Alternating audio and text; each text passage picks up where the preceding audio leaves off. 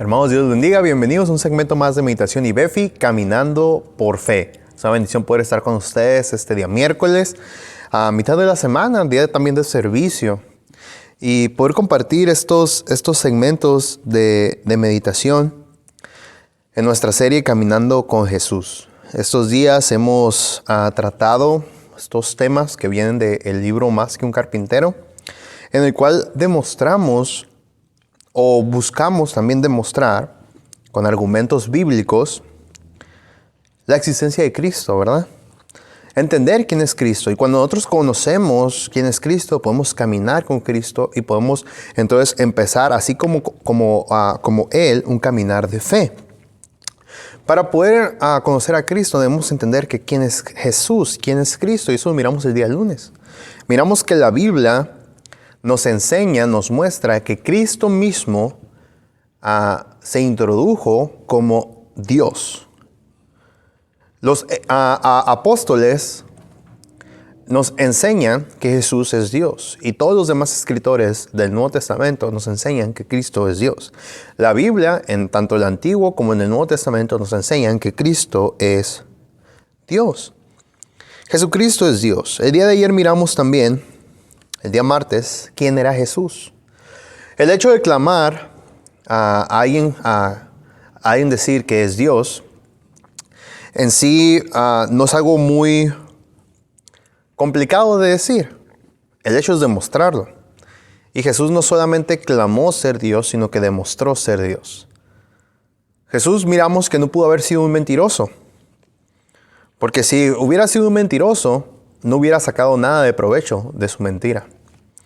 Jesús no estaba loco, porque sus palabras, sus enseñanzas han traído la sanidad mental, emocional, sentimental y espiritual a millones y millones de personas a lo largo de la historia. Nuestro Cristo estaba en lo correcto. Nuestro Cristo era y es Dios. Nuestro Cristo es Dios. Y el día de hoy, miércoles, vamos a mirar este pequeño tema. ¿Cómo se explica la existencia de Cristo? ¿Cómo podemos saber que Cristo estuvo en este mundo? ¿Cómo podemos saber que la muerte, la resurrección de nuestro Señor Jesucristo fueron sucesos reales? La Biblia nos dice en 1 Corintios 15, del 3 al 6. Porque primeramente os he enseñado lo que asimismo recibí, que Cristo murió por nuestros pecados conforme a las Escrituras, y que fue sepultado y que resucitó al tercer día conforme a las Escrituras, y que apareció a Cefas y después a los 12. Después apareció a más de 500 hermanos a la vez, de los cuales muchos viven aún y otros ya duermen. Hermanos, es bien interesante y necesario remarcar esta verdad.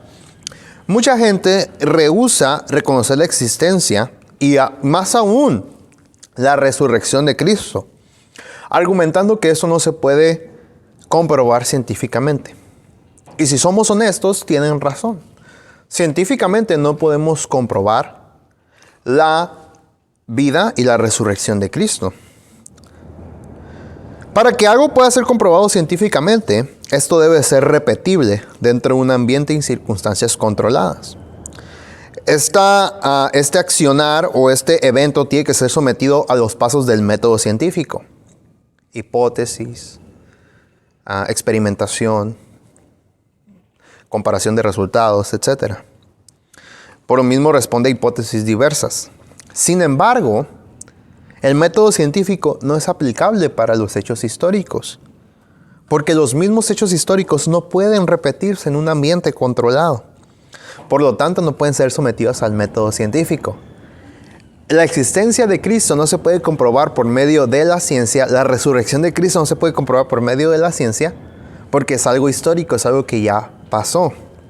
De hecho, mis queridos hermanos, cuando estamos en historia y miramos todos los sucesos que se han dado a lo largo de la historia, ¿cómo podemos saber que son reales?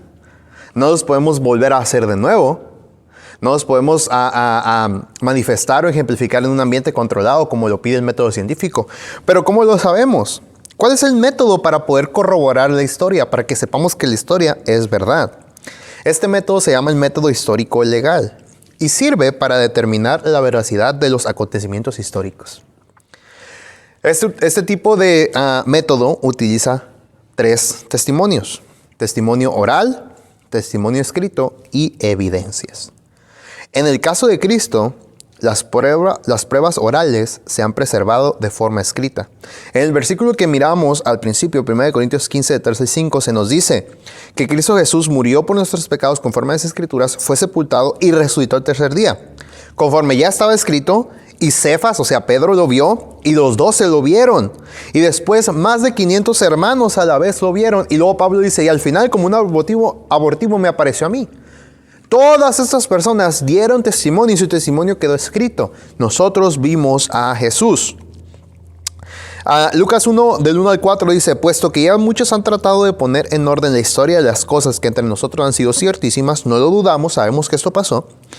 Tal como nos lo enseñaron los que desde el principio lo vieron con sus ojos y fueron ministros de la palabra, me ha parecido también a mí, Lucas, quien escribe, después de haber investigado con diligencia todas las cosas desde su origen, escribírtelas por orden, oh excelentísimo Teófilo, para que conozcas bien la verdad de las cosas en las cuales has sido instruido. Cuando Lucas empieza a investigar para poder escribir su evangelio, él dice, voy a ir a las fuentes, a quienes lo vieron.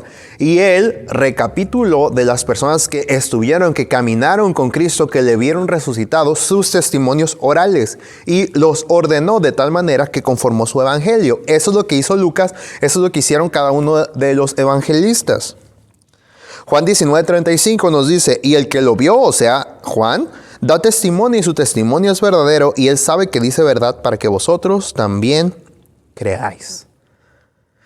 Los evangelios son el testimonio de todas estas personas que anduvieron con Jesús, que estuvieron con Cristo, que caminaron con Cristo.